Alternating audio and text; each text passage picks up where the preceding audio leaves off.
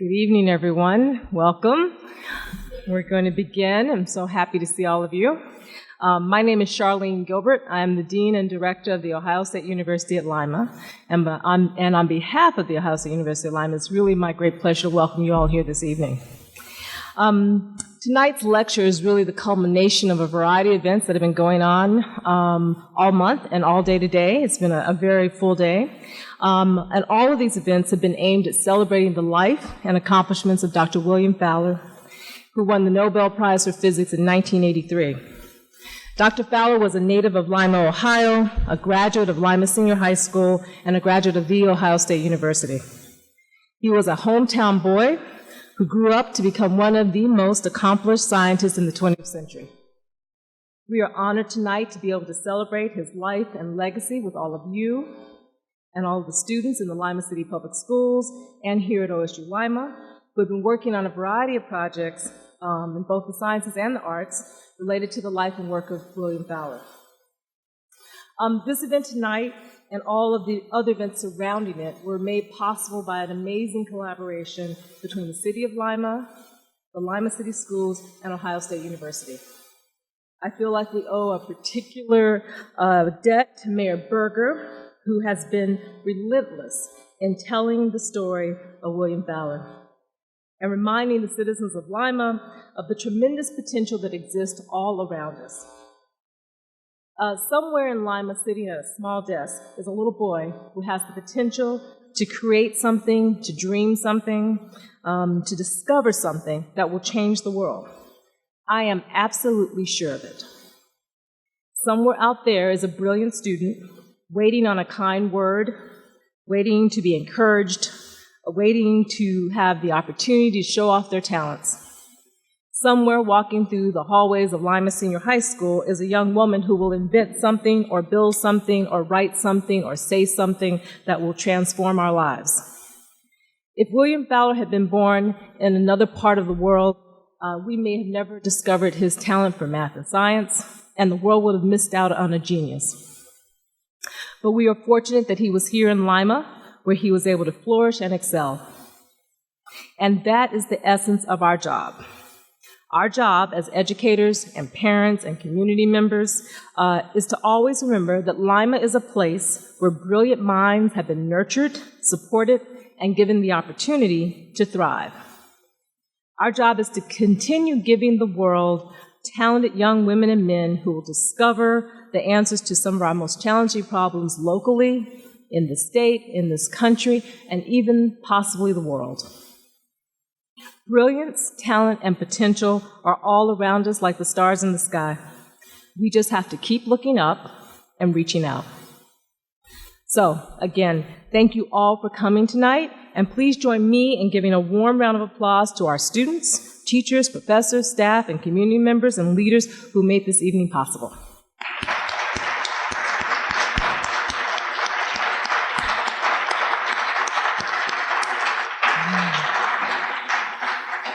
At this time, it is our pleasure to share with you a brief video brought to us by our friends at the hometown stations that will tell you a little bit more about Lima's Nobel Prize winning scientists. Please enjoy, and thank you again for coming.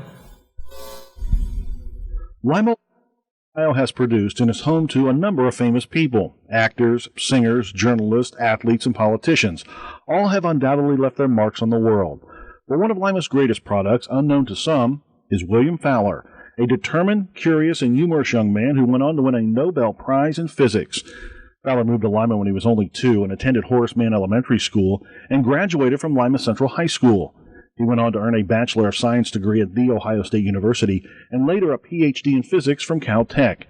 It was Fowler's contribution to science that made him a hometown star. His 1983 Nobel Prize was the result of his research, which showed how all of the natural elements in the periodic table are forged under extreme conditions across the course of a star's lifetime. It was April 10th, 1984 that Dr. Fowler came home. It was William A. Fowler Day in Lima. Here's the story. WLIO television aired that day 31 years ago on a hometown hero's visit back to where it all started. Today was a very special day for Horace Mann Elementary School. It's not often that you have a Nobel Prize winner visit. and Dr. Fowler had a chance to reflect on the day he was notified that he received the prize. When the phone rang, I was in the shower. I was actually in the shower. So I got out of the shower. I said, anyone who's calling me at 7 o'clock in the morning must be insane. I was getting ready to go to the first day's meeting, and so I finally went to the phone because it just kept on ringing, and the phone operator said, I've got 5 calls from you from TV and radio stations in New York. There's a rumor you've won the Nobel Prize. The former Lima resident and 1929 graduate of Central High School won the Nobel Prize for his theory on what makes the sun and stars shine. However, Dr. Fowler is quick to point out that much of the credit for his achievements can be attributed to his colleagues. I was fortunate that somehow or other they put the finger on me when, in my mind at least, there are others who are equally deserving. I've tried to say that to many people, but I always end up by saying, well, I want you to know that I give you a great deal of credit, but I'm not going to share the prize money with you. Several dignitaries were on hand for the ceremony honoring Fowler, including State Senator Steve Maurer, State Representative Ben Rose, and Lima Mayor Harry Moyer. Dr. Fowler was presented several gifts at Horace Mann's William A. Fowler Day. He appeared to get the most enjoyment out of the tie pin and sweatshirt presented to him by the students at his alma mater. He immediately tried on the sweatshirt. Dr. Fowler addressed the students, saying the thing that would please him most would be that if by his visit some of them would decide on a future in science. The astrophysicist, now a resident of California, was scheduled to visit a number of places today. It is really wonderful to come back to the place to which I'm really so much indebted. When I look back on it, my boyhood in Lima was an especially happy one. It is with great pride and admiration that the Lima City Schools, the City of Lima, and the Ohio State University at Lima partner to celebrate Fowler's achievements and honor his legacy with Stardust, the William Fowler Science Series.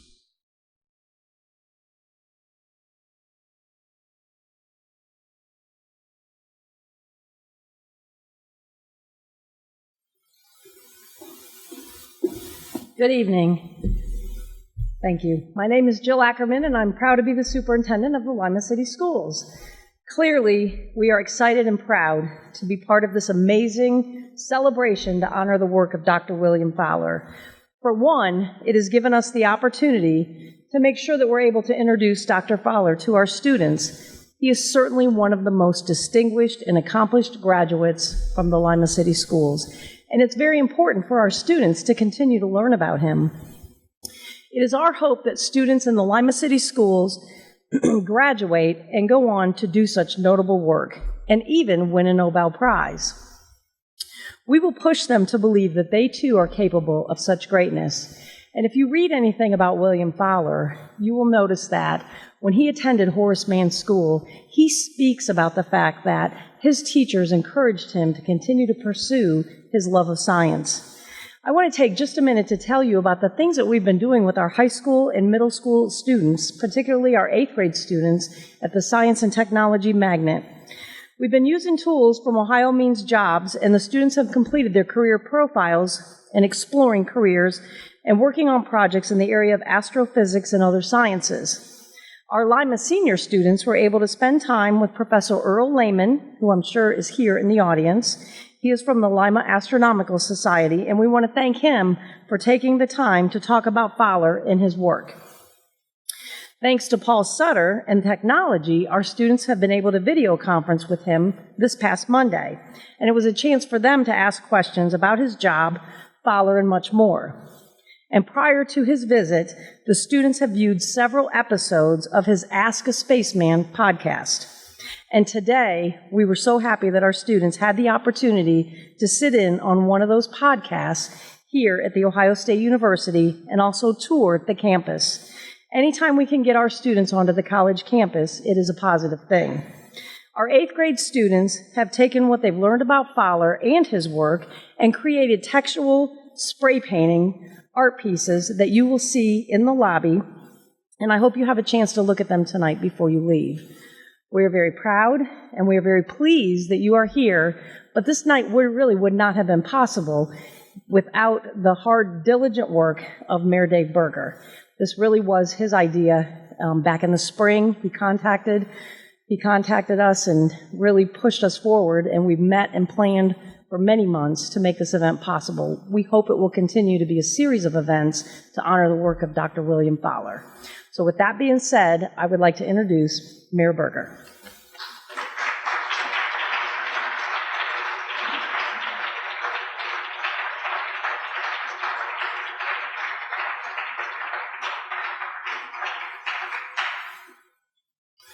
Well, good evening. Thank you for taking some time out tonight to join us here. Today was really thrilling to watch the interaction of students with Dr. Sutter, and to know that, frankly, he was lighting some rockets of enthusiasm in their minds and souls. I want to just step back and tell you that it was about a half a dozen years ago that some friends gave me my first iPad. And one of the first things I did when I had it was I had just read and familiarized myself a little bit with Dr. Fowler because I had been at a senior high event and looked at some Hall of Fame information. So I thought, well, let me see if I can find his paper. And with very little effort, I found his Nobel Prize winning paper that was published in 1957. And proceeded to read a few pages of it, couldn't understand most of it, but was thrilled, frankly, at this hometown prize. This person who literally, with a team of others, created insights that profoundly define human relationships in relation to our universe. So very shortly thereafter, I was driving along Market Street right by the meeting place at the intersection of West and Market, and I happened to pull up at the same time that former Lima Superintendent Carol Oxley was there. And I rolled down my window, and she rolled hers down. And I said, Carol, we are Stardust. And I drove away. And she, of course, sat there going, what a nut this case is. But ever since then, it has been really important for me to be able to talk about Dr. Fowler and to try to figure out a way that we could showcase him, and as was already expressed, hopefully do it in a way where we can use it as a stimulus to highlight the importance of science, technology, engineering, the arts, and math, the STEAM curriculum, for all of our students in the Lima City Schools, the surrounding schools, and for parents to understand that curriculum as well. And then about the time that I was stimulating the discussion with the dean and the superintendent this spring, I happened to be coming across the podcast, Ask a Spaceman. And Dr. Sutter has this style that you're now going to have the opportunity to be impressed by. He truly not only understands this very sophisticated science, he also is able to talk about it in a way that really does break it down for me, and I think you'll have that same experience as well. Dr. Paul Mathews Sutter is the Fellow in Theoretical Physics at the Astronomical Observatory of Trieste, Italy, and a visiting scholar at the Ohio State University in Columbus. He received his PhD in physics at the University of Illinois in 2011 and spent 3 years at the Paris Institute of Astrophysics. He now splits his time between Trieste and Columbus, and he recently debuted his Ask a Spaceman podcast. What else you need to know is that Dr. Sutter grew up in Lancaster. He's been all around the world, visited 40 different countries. But he knows that he wants to, and he is, made a home here in Ohio and is raising his family here as well. We need to know that. Ohio's a good place. Lima's a good place. And we're going to hear a little bit about one Lima Ohioan who really made a difference. So, Dr. Sutter, welcome.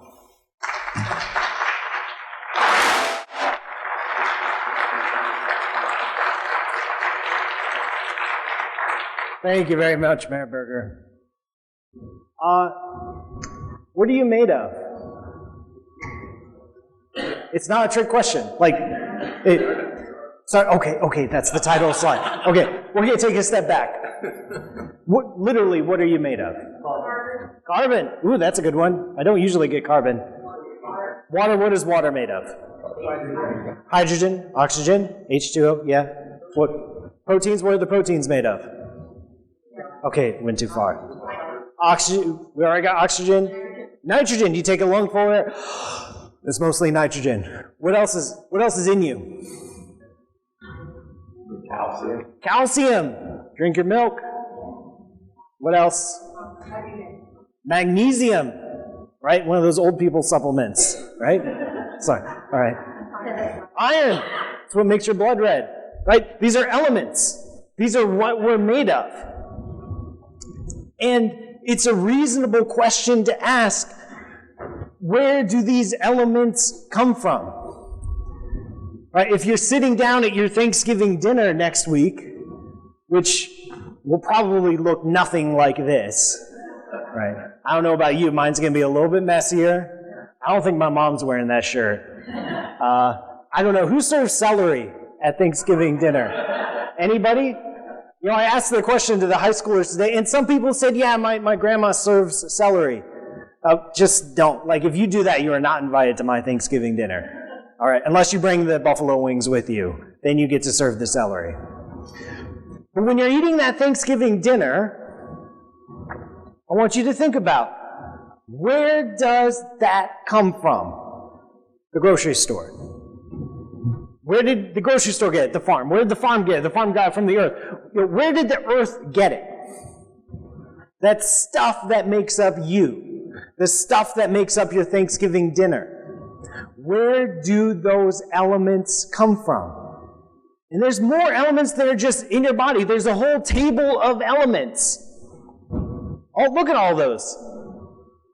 Hydrogen, helium, magnesium, carbon, chromium, xenon. I mean, it goes on and on. It doesn't go on and on. It does stop right around there. But it goes on for a while. There's a lot of elements. Where do these elements come from? Why do we have these elements in their abundances? Why is there more of one kind of an element than another? These are perfectly reasonable questions to ask. And the answer is these elements come from space. Right? That's why there's an astrophysicist here standing in front of you today. They come from space because everything comes from space. The Earth came from space. A long time ago, about 5 billion years ago, there was no Earth. There was no sun. There was no solar system. There was just space and a bunch of stuff floating through space. So any element that is here on the Earth today, or any element that makes up the Earth, or makes up you, had to come from before there was an Earth. Because the Earth is made out of older stuff. And that stuff is a cloud of gas and dust that just hangs out, minds its own business. Billions of years ago, before there was the Earth, before there was the solar system, there was a cloud of gas and dust. Now the thing about clouds of gas and dust is they can hang out for a very long time. Not minding their own business, not doing much of anything, just being clouds of gas and dust floating through the galaxy. But if that cloud of gas and dust is perturbed, say a supernova goes off nearby, sends a shockwave through that cloud of gas and dust. Or maybe two clouds of gas and dust pass near each other and mix a little bit, irritate each other. Interesting things happen. Here's a simulation of what happens. Now I know this is yellow and round and it looks like the sun, but it is not a picture of the sun. I was not in charge of deciding the colors for this simulation. So pretend it's something else. Pretend it's another color that does not look like the sun. This is a cloud of gas and dust that could be in our galaxy. Hundreds of light years across. Massive thing. And it will stay this way for a while until it's perturbed. And as soon as it perturbs, very quickly it changes. Streams of gas, clumps of gas, regions, pockets of this gas and dust undergo rapid gravitational collapse. They squeeze in on each other. And those little white dots they're spewing out, those are newborn stars. Stars aren't born alone. They have brothers and sisters. 100 or 1,000 stars born together. Over the process of millions of years, this happens, which in space terms, millions of years is like really, really fast. And so, as these little pockets of gas pinch off, compress to create new solar systems, they take whatever was in the gas and put it in that solar system. Everything here in our solar system is just a piece of that larger cloud of gas that existed 5 billion years ago. And as that cloud of gas compressed, a star is born in the center, our own sun. There's leftover gas in the disk surrounding it, leftover material, leftover from the formation of that star. And that material, if there's rocks in it, can form planets. Little bits of rock will glue together. Those larger bits will glue to even larger bits together, assemble over time to construct the planets. And given enough time, you end up with an entire solar system, with rocky planets, with gas giant planets, with asteroids, with comets, with the whole thing. This process happens all the time, everywhere in our galaxy. We have images of planets being born right now in other solar systems. And 5 billion years ago, this is what happened to our own system. A piece of gas, pinched off, compressed, formed a solar system. And the components of that solar system, the elements, were already present in that cloud of gas. We are formed from that cloud of gas. So I've kind of sort of answered the question. Where do the elements on Earth come from? They come from space. They come from this primordial cloud of gas. Well, how did the elements get into that primordial cloud of gas? The answer is nuclear power. Not that nuclear power, this nuclear power. This is the sun. This is the sun if you were to look at it in very high energy radiation. Don't do this with your eyeballs, please. Don't try to look at the sun. You will literally melt your eyeballs off. Well, not melt, they'll burn. It won't be pretty, all right? Let the robots, let the spacecraft look at the sun for you, and they can send you pretty pictures. And we like to think of the sun as just like a lamp, right? Like a big ball of light hanging in the sky. But when you look at it carefully, or if you let robots and satellites look at it carefully, you see that the sun isn't just a passive lamp, it's alive. It's a roiling, boiling mess, a hot mess of plasma. And the surface of the sun is literally boiling. Just like you have a pot of water that is boiling and there's bubbles that rise to the surface, cool off, and then descend, there's blobs of plasma bigger than the Earth that rise to the surface of the sun, cool off, and then descend back down into the depths. There's energy there. And the energy for this, the energy that powers the sun, is nuclear power. It's fusion.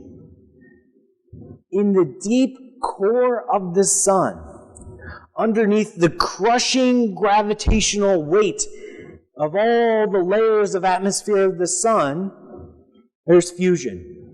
Imagine going underwater. Have any of you ever gone underwater and felt pressure on your ears if you go too deep? Even if you go a few feet, you start to feel the pressure of the water. And you go deeper and the pressure increases. Imagine going to the bottom of the ocean and feeling the weight of all that water pressing in on you, trying to squeeze you like an empty soda can. That's what's happening at the sun. Inside the sun, layers upon layers of gas, all trying to compress through gravity, crushing the core to such incredible temperatures and incredible densities that if you have two hydrogen atoms, the basic element, hydrogen, just one proton is all you need to make a hydrogen atom, the pressures are so intense that they literally fuse together. They overcome their natural repulsion of each other, and they fuse together to create a new element, helium. Helium is being created in the core of our sun right now as I speak. And in this fusion process, when you have two bits of hydrogen, shove them together to make helium, there's a little bit of energy left over. Just a little. But this is happening so much and so often that all these little bits of energy from all these little fusion reactions are happening enough that they power the sun. They've powered the sun for over 4 billion years, and they will continue to power the sun for another 4 billion years. All the heat, all the energy, all the warmth that we get from the sun comes from the nuclear furnace in its core. And a byproduct of that nuclear furnace is the creation of a new element, the fusing of hydrogen into helium. Towards the end of our own sun's life, it will fuse the helium too. It will turn the helium, fuse it into nitrogen, oxygen, carbon. It will start to fill out the periodic table of the elements, element by element, being created, being fused, being born in the heart of every single star in the sky, in the heart of our own sun. But it's going to stop. It's going to stop around carbon and oxygen. That's as much oomph as the sun has. The sun is pretty big, but it's only so big. And it can only fuse up to a certain point. It doesn't have enough gravity. It doesn't have enough pressure to fuse anything higher, anything heavier. But our sun is not the biggest star out there in the galaxy. Here's our sun to scale, right there, that little tiny dot of light. You can go visit Sirius or Pollux or Arcturus or Rigel or Aldebaran, hundreds of times bigger than our sun. You can go to Betelgeuse or Antares, thousands of times bigger than the sun. If our sun had enough crushing gravitational weight to fuse hydrogen into helium, just imagine what happens inside of these giant stars. Well, you don't have to imagine because I'm about to tell you. Even more fusion. Towards the end of the life of one of these giant stars, there's shells, multiple layers of fusion happening. Hydrogen is turning into helium at the outer shells. Helium is going to nitrogen and carbon, oxygen, which is going into magnesium, neon, silicon, iron, nickel, pushing even further down into the periodic table of the elements, creating ever higher, ever more massive nuclei. Creating the heavier elements. They are being fused, they are being created, they are being born in the cores of massive stars. But even the most massive stars can't push past nickel and iron. They make a core, a solid lump of nickel and iron. The reason they can't push any further is that if you try to fuse anything higher, if you try to push past nickel and iron on the periodic table of the elements, you don't gain energy, you lose energy through the process. Just the way the physics works. And so that star tries to fuse it, and maybe a little bit of fusion does happen because there's a lot of gravitational weight, but there's no energy release. There's nothing to support. There's nothing to reinflate the star to resist the gravitational collapse. And so the star collapses. It bounces off of that iron core, and it explodes. When giant stars explode, they create one of the most explosive, energetic events in the universe. These are the supernova. Supernova are the deaths of giant stars. When a supernova goes off, we can see them literally from across the universe. They outshine entire galaxies. A galaxy has at least 100 billion stars, and one star dying can outshine all of them combined. When they happen in our own galaxy, and they sometimes do, when supernovae go off in our own galaxy, we can see them during the day. We have historical records of this. The last one happened about 500 years ago, and we recorded it. We noted it. It was a star visible in the noontime day. That's how powerful these explosions are. Immense amounts of energy released in a single blast. The blast will only last a few weeks. Eventually it will fade. But in that time, there is so much energy available that you can fuse pretty much anything you want to. In the core of that star, you can only get up to nickel and iron. But in that supernova explosion, you can go anywhere you want on that periodic table. You need some chromium? There you go. Have some chromium. Need some magnesium? Help yourself. Got plenty of it. It is the life cycle of a star. It is the entire life cycle of a star. Not just its birth and its life, but its death too, that is responsible for the elements that we see in nature. The small stars give us the lightest elements. More massive stars give us, sprinkle a few here and there throughout the periodic table, and then supernovae give us the rest. And then we started playing games in our laboratories and we were able to add some more at the end. But those don't live very long. They're not stable. So, what are you? William Fowler taught us what we are. This is the legacy of William Fowler. This is what he figured out. This is why he won the Nobel Prize. But it wasn't just for an idea. It wasn't just for this random idea like, hey, maybe we're Stardust. That's not what you get the Nobel Prize for. You get the Nobel Prize for doing the work. You get the Nobel Prize for fleshing out an idea, for taking an idea and exploring it with mathematics, exploring it with science, to see what the consequences are. What does it mean? Does this idea really work? And you get the Nobel Prize for showing other scientists and showing the world how you people can test your idea. That is the key to the scientific method, is testing. You don't get prizes for ideas, you get prizes for correct ideas.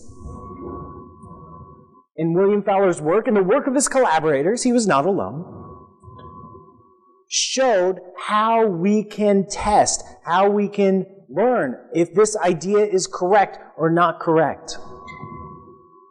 And I think one of the amazing things about William Fowler is that you wouldn't realize, if you looked at him in his high school yearbook, you wouldn't realize that he was going to be someone to win the Nobel Prize. He just looked like a kid, right? If you have kids, one of your kids could be a Nobel Prize winner someday. And you wouldn't know it necessarily based on who they are or how they act right now. William Fowler didn't even start his academic career in physics. He did ceramics. Not like statues and stuff, but like industrial ceramics. That's how he got his start at OSU. And then he took a physics class and loved it. And became a nuclear physicist and loved it and had fun and pushed in that career. He felt that passion and he pushed in that direction and he worked hard and his hard work paid off.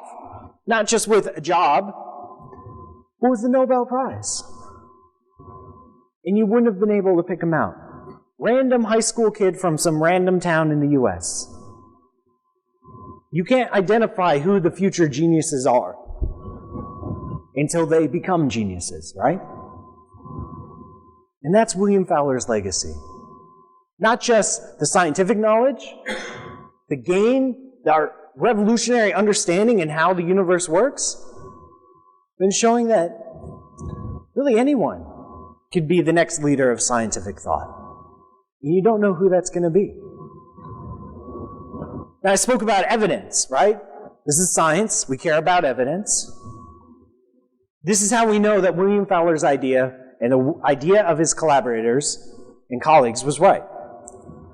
One thing is that every single element has a little fingerprint, a little signature of light, right? Different colors of elements will give different, or different kinds of elements will give different colors of light.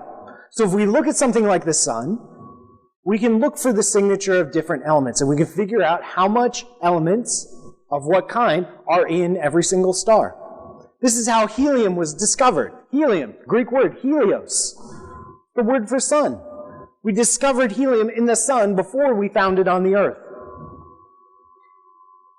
And so by looking at stars, we can figure out what they're made of. And we can look at more massive stars and say, oh, there's a little bit more magnesium and silicon in that star, and there's hardly any in smaller stars. We can look at remnants of supernova. We can study their light, and we can see how it's seeded with all sorts of heavy elements that weren't there before. We can also explain certain things with this framework that William Fowler developed. Things like if we look at all the different elements and how abundant they are, it's not even. Like, there's more of some elements than there are other elements. And there's this weird kind of sawtooth pattern where even-numbered elements, elements with even number of nuclei, are more common than odd-numbered ones. Back and forth. Up, down, up, down, up, down, up, down. The only way to explain that is if the elements are fused in stars, where it's hydrogen turning into helium, 1 into 2, 2 to 4, 4 to 8. Maybe adding 8 plus 2 here and there.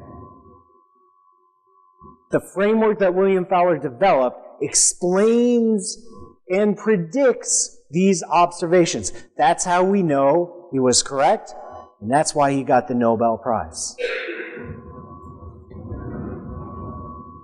And it shows us how we're a part. We're a part of a larger story. The life cycle of a star. There's a cloud of gas. It gets disturbed. A piece of the gas pinches off, compresses, forms a new solar system, forms a new star. That star lives its life fusing elements, creating new elements. And eventually the star dies. If it's a smaller star like our sun, it will eject most of its material in what's called a planetary nebula. If it's a big star, it will blow up in a supernova. Either way, it loses most of its stuff into its environment, in its death throes, which seeds the next generation. It provides some more heavier elements for the next generation of stars to come along. And when that next generation of stars come along, there's a little bit more silicon, a little bit more magnesium, a little bit more carbon than there was before. Maybe, after enough generations of stars, you can form a rocky planet. You can have oxygen combined with hydrogen to put liquid water on the surface of that planet. Maybe there can be nitrogen to make a nice, cozy atmosphere. Maybe there's enough leftover carbon hanging around. There can be little critters crawling on that surface. Maybe there's enough that those little critters can talk about what they're made of. It shows how you and me right now, we're a part of that life cycle of a star. We're a part of a larger story. We came from stars, and we will eventually become a new generation of stars. This is a story that takes billions of years to tell, but it's still a story. And so you think about that. Think about what you're made of. Think about your Thanksgiving dinner.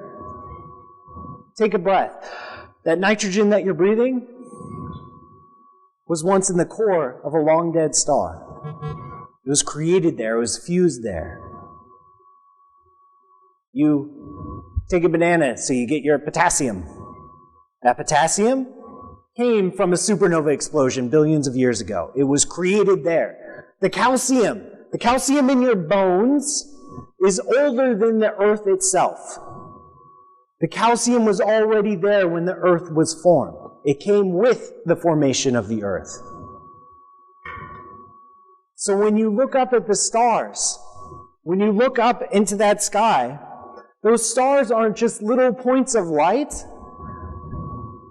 Those stars are your brothers and your sisters. I mean, atomically. You're connected to them. You come from the same process that created them, created you. You are literally, I'm not speaking metaphorically, I'm not speaking symbolically, you are 100% literally made from the ashes of dead stars. You are stardust. And so is your Thanksgiving dinner. Now, before I finish, I need to mention that Willie really liked his trains. He grew up here in Lima, a train town back in those days. He loved them. And I spoke to people who knew Willie, and that's what he preferred to be called, was Willie Fowler. I spoke to people, and they say he loved trains, he loved steam locomotives. And they said for his 60th birthday, a bunch of his friends got together and bought him a model train. Not a little model train. A big model train. A big model train that he could get in and ride around on a little track that was also made for that train. I do not have a picture of that.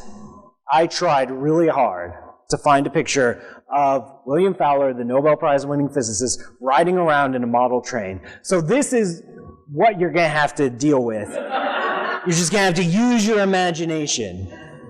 But he really loved trains. He had a hobby. He had fun. He was a human being. He was stardust, and he was a genius. But he was also a person. So that's it. That's all I have to say. And I know I still have plenty of time, and that's on purpose. It's on purpose because I didn't feel like writing an entire hour's worth of talk. It's on purpose because my favorite thing to do is to let people ask questions. I know you're curious about stuff in space. Maybe you've heard stuff. Maybe you saw Cosmos and you heard something interesting, or you heard something on the radio or saw something in the newspaper, and you want to ask a question. Well, here I am. We've got plenty of time. I will answer questions until they kick me out of here. Thank you very much.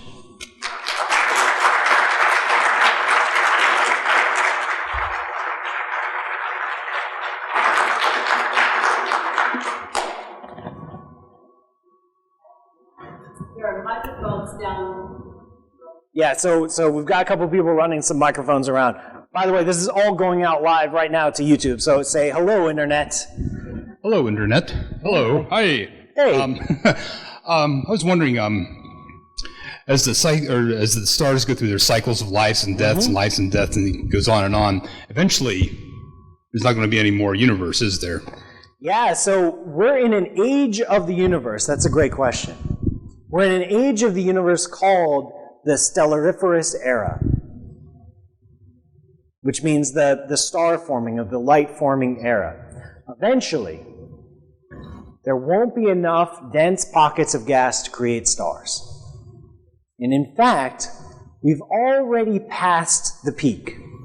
The universe has already had its heyday when it comes to star formation. There's not as many stars being formed now as there were 5 billion years ago. We're already on the downhill slope. Thankfully, that downhill slope is going to take about 100 trillion years. That's trillion with a T. There'll be many, many more generations of stars yet to come, but you're right, eventually the universe will run out of gas. There'll still be a universe, but there won't be any light from stars. Major bummer. Got two back there. I hope it's heard that we wanted in the microphone so that people on the internet get to hear. Okay, I learned a long, long time ago when I was in school that the universe is always expanding, and I've always wondered what it's expanding into. That's a great question. It's a question I get a lot. Right? The universe is expanding. And it's totally reasonable. You can think of the universe and you imagine it, and it's like a bubble or something, or a balloon, and the balloon is expanding.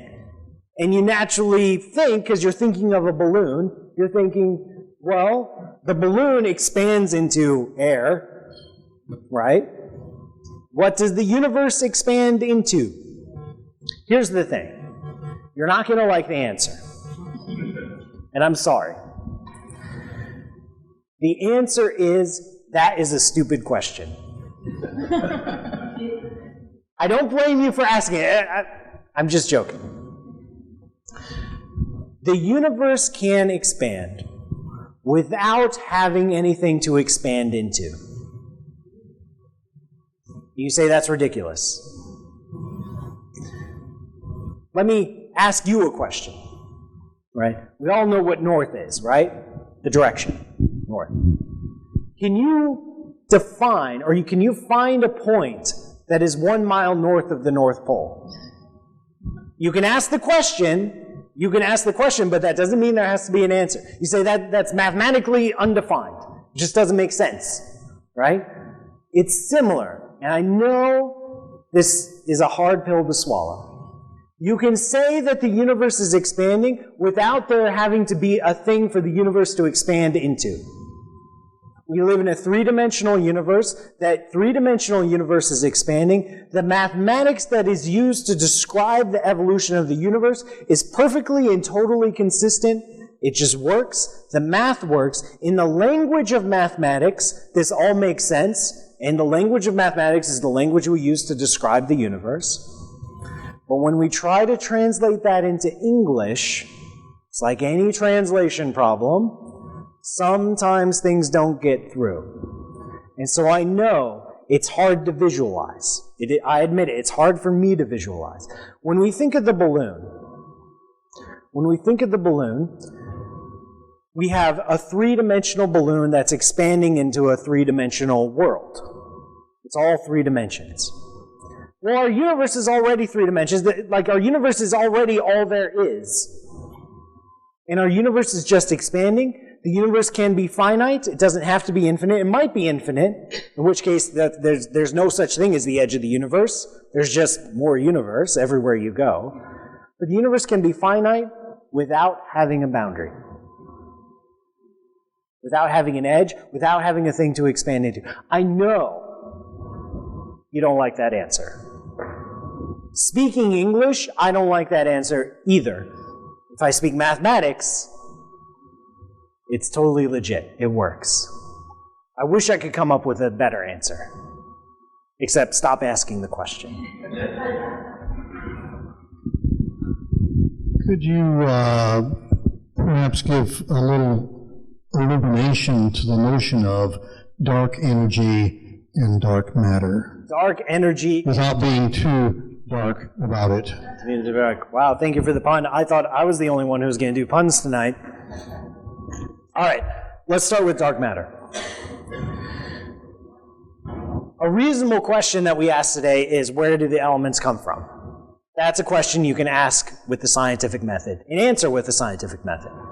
Another reasonable question you could ask, you could look at a distant galaxy and you could say, hey, how much does that galaxy weigh? How massive is that galaxy? Would you agree that's a totally reasonable question that scientists are allowed to answer, right? So we go out. We build our telescopes, we build our observatories. We want to know how much that galaxy weighs. How massive is that galaxy? We've got one method. One method would be to count up all the stars, right? We know how much the sun weighs. We know how bright it is. We can look at a distant galaxy. We can count up all the stars. Yes, there'll be some more massive stars. Maybe there'll be some clouds of gas, yada, yada, yada. But we can add it all together. It's not that hard. Well, it is hard, but it's not that hard. And you get a number. Just a number for the mass of a galaxy. Say that number is 5. I measured the mass of that galaxy and that number is 5. Okay, let's try something else. Let's try a different method. Because we're bored. I don't know. We need something to do.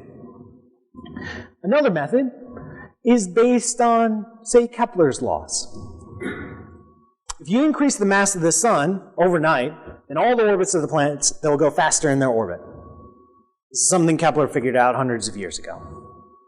So you can look at the stars in a distant galaxy that are orbiting that galaxy, the center of that galaxy, and you use their speed to figure out how much stuff is in the galaxy. Pretty straightforward, right? When you do that, you get a different number. You get a number like 20.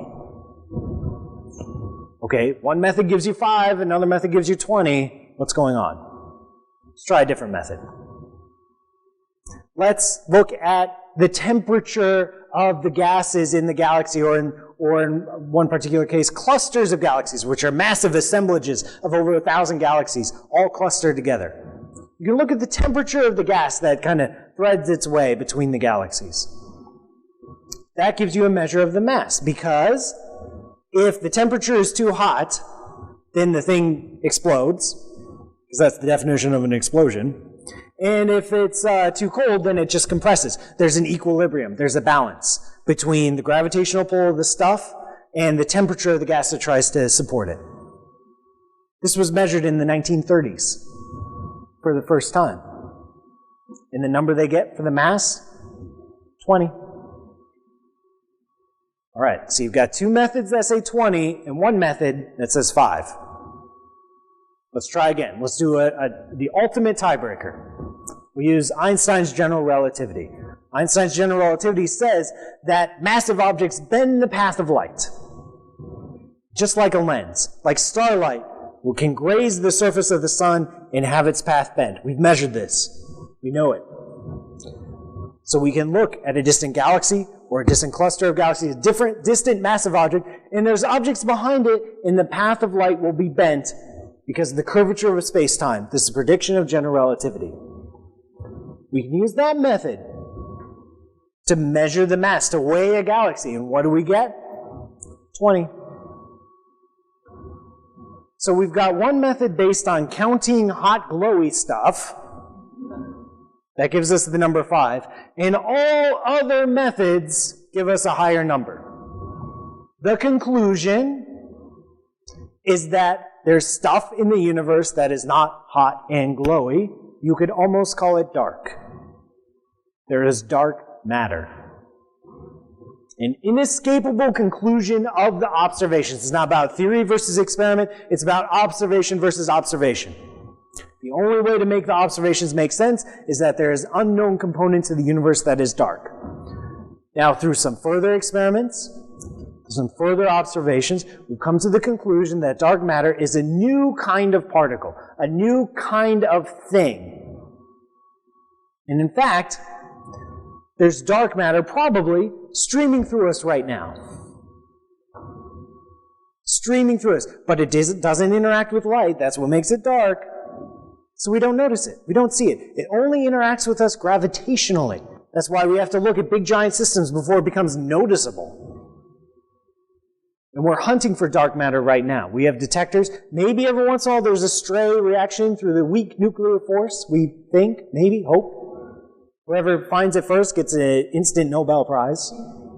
So the race is on. Different teams competing across the world.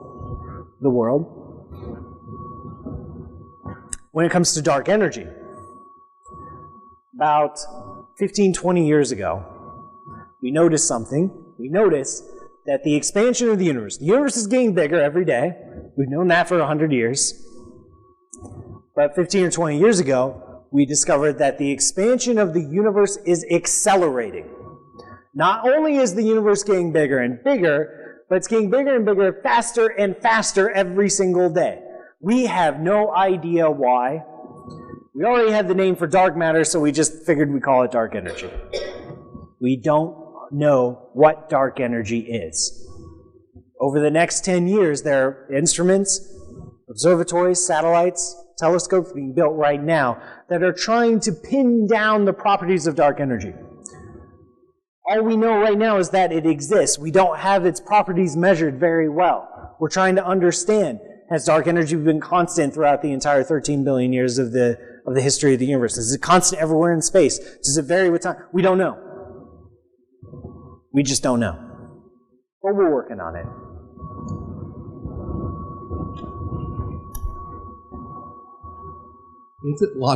Is it logical that once we understand how these elements come together and act or interact with each other, that future Nobel Prizes will be awarded to those who want to learn how to channel it and control it and create with it, with that knowledge? Yeah, so that's a very powerful question. Our revolution in understanding basic atomic theory through nuclear physics, especially quantum mechanics, when you get down to really small stuff, that's the realm of a new kind of physics, not the physics of the normal everyday world. It's the physics called quantum mechanics. Once we understood that, began to understand that about 100 years ago, it revolutionized our understanding of chemistry. 150 years ago, chemists were essentially alchemists, just like pouring potions into bottles and drinking it and doing whatever. After our increased understanding of the quantum world, of the world of the atomic, we have modern chemistry. We have synthetic materials. We have nuclear bombs. We have nuclear power. We have all the wonders of modern chemistry at our disposal through our understanding of these very basic physical processes. And so there already is a Nobel Prize in chemistry, and that's exactly what they do. Why they get the Nobel Prize in chemistry.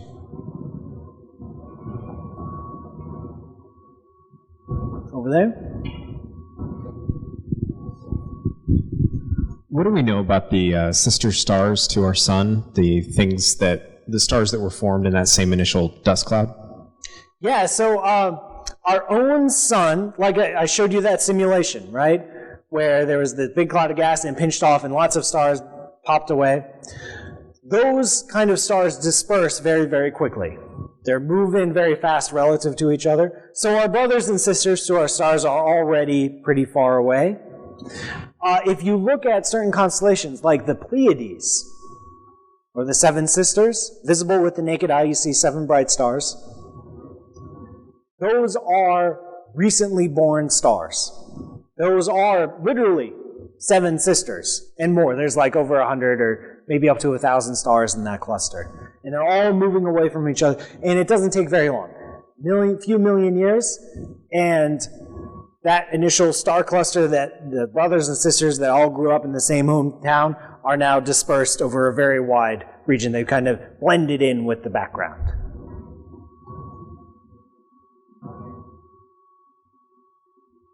Question up here.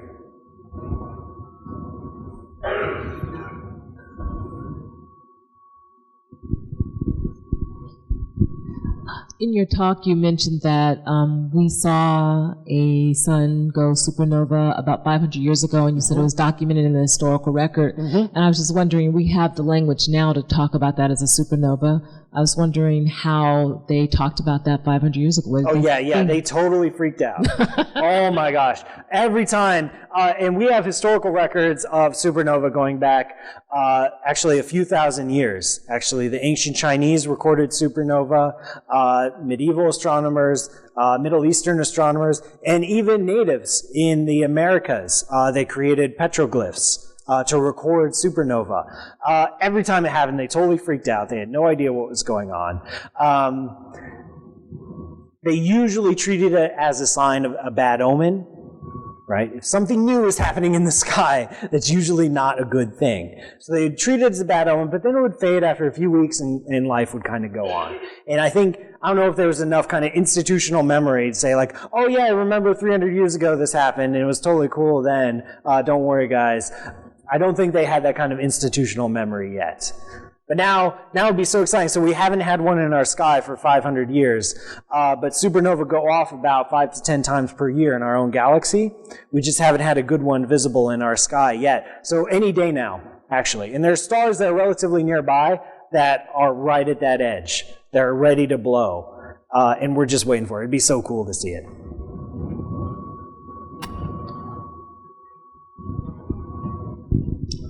I remember arguments in the past about was there a Big Bang or was there not a Big Bang, and I hear still an awful lot of what happened after the Big Bang, and sort of a general agreement that it really did happen.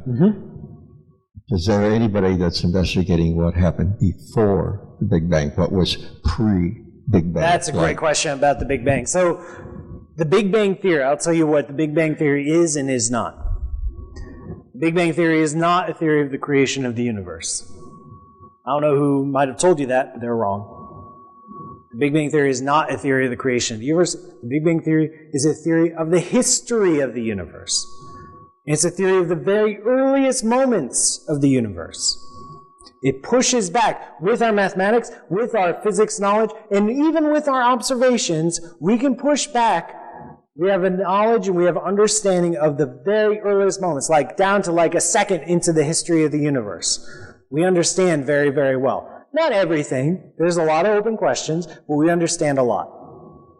We have baby pictures of the universe. We have light that was formed just 300,000 years into the history of the universe. That's over 13 billion years ago. Light that is just now reaching us. We've captured with our detectors, and we've mapped it out.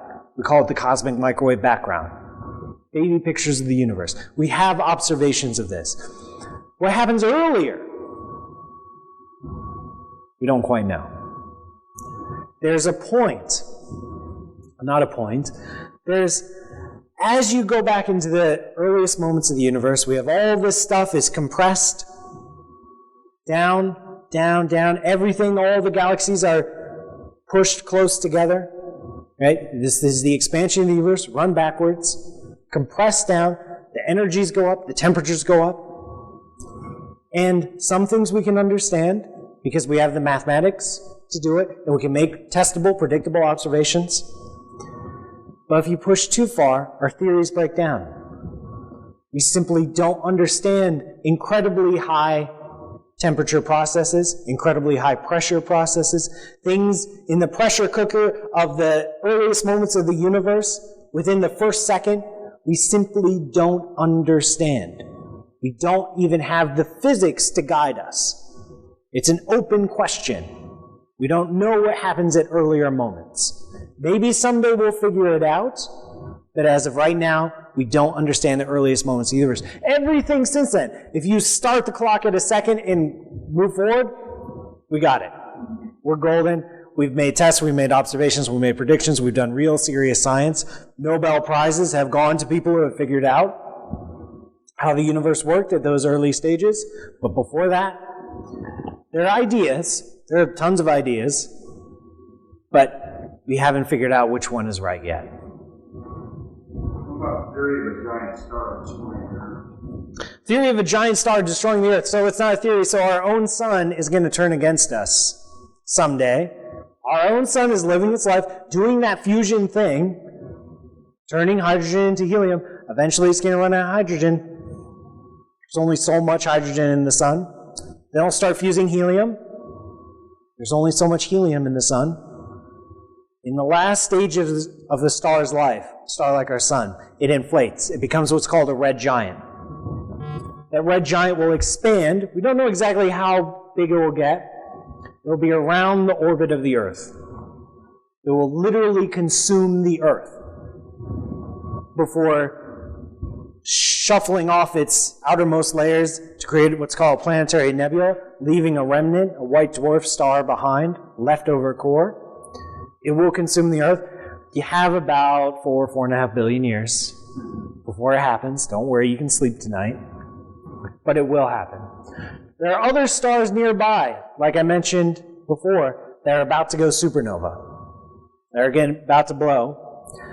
Thankfully, all of those are far enough away that there's no threat to life on Earth. If you're too close to a supernova, way too much radiation. It would completely irradiate the Earth. But thankfully, all those stars are safely far away from us.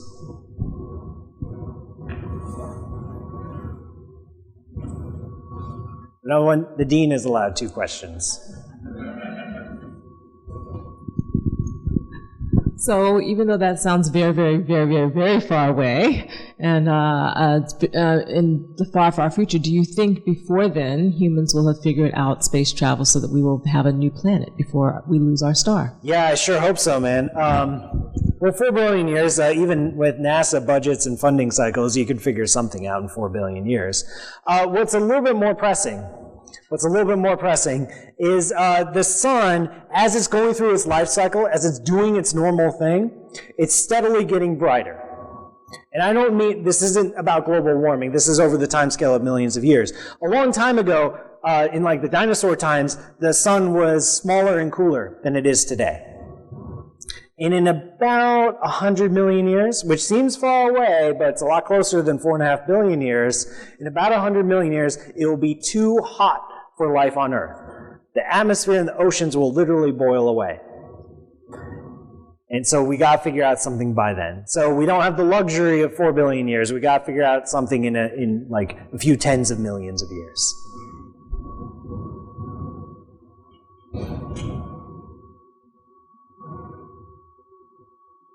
One in the back.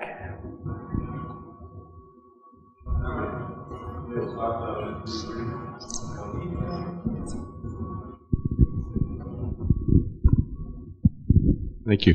My son wants to know how. Sure, I believe you. Well, me too, actually. How do we know how old the universe is? I mean, how are we able to make that measurement? And then I would like to know, how do we know how much material is in the sun? Because I've heard this prediction since I was a kid that it was 4 to 5 billion years left. So that's my question. Thanks. Yeah, thanks. Great questions. How do we know? How do we know? How do we know? This is the foundation of science, right? Not just stuff we know, but how do we know?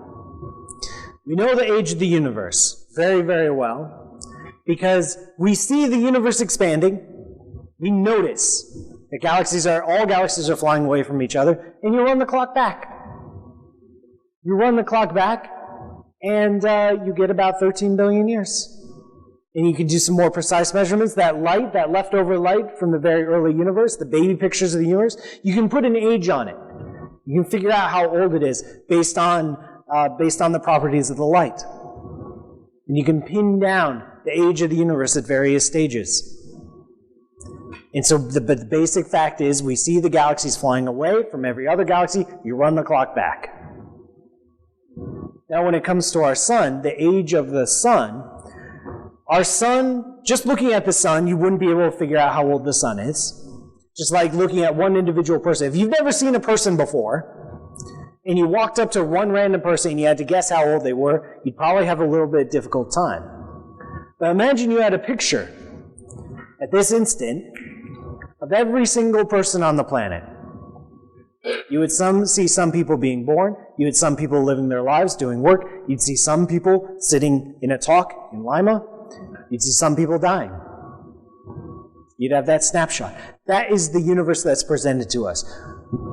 One individual star, it's hard to tell, but we have images, we have pictures of stars in every part of the stellar life cycle. And based on all the pictures, all the observations we have, we can piece together the life cycle of a star. We can piece together how a star evolves, how over time it changes. Like I just mentioned, over time the sun is slowly heating up and getting brighter as it's burning hydrogen in its core.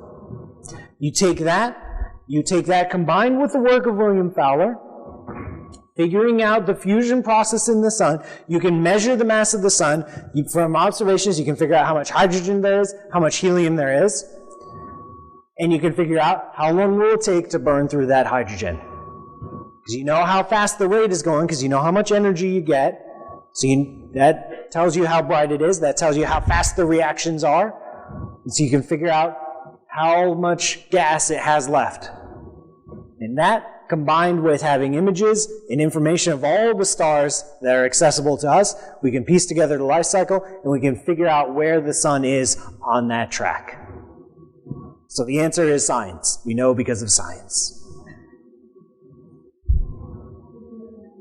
One more question. Make it a good one.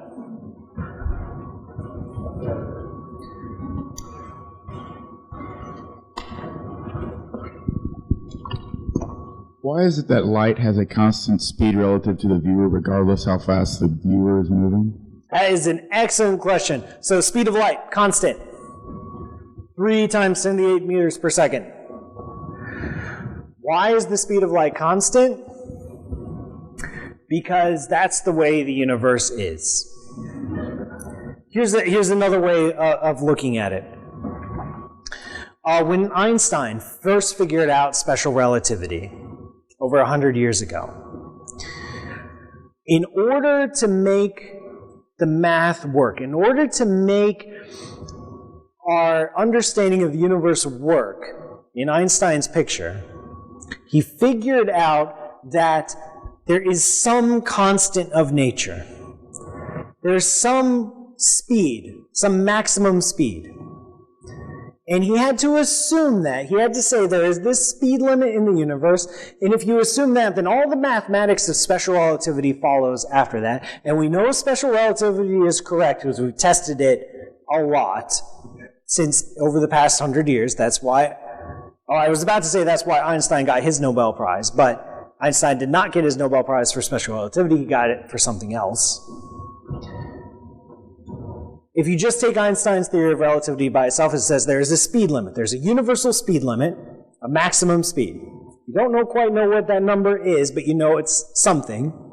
Then you take the mathematics of special relativity, and you apply it to our understanding of electromagnetism. A few decades before Einstein came along, there's James Clerk Maxwell who gave us our modern understanding of electromagnetism. Electricity, magnetism, waves. He discovered light. I mean, well, light's always been around, but he figured out the mathematical description of light, this guy, James Clerk Maxwell.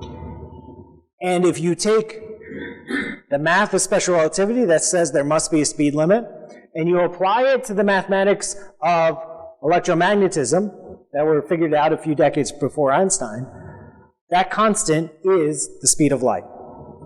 So not only does light move with a particular speed, that speed is constant, and that speed is the same whoever is watching. So, like if you're running towards a beam of light, it looks like the beam of light is moving at you at the speed of light.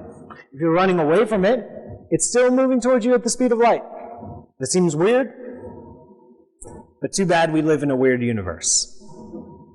The speed of light is constant. Thank you very much, everyone, for coming out tonight.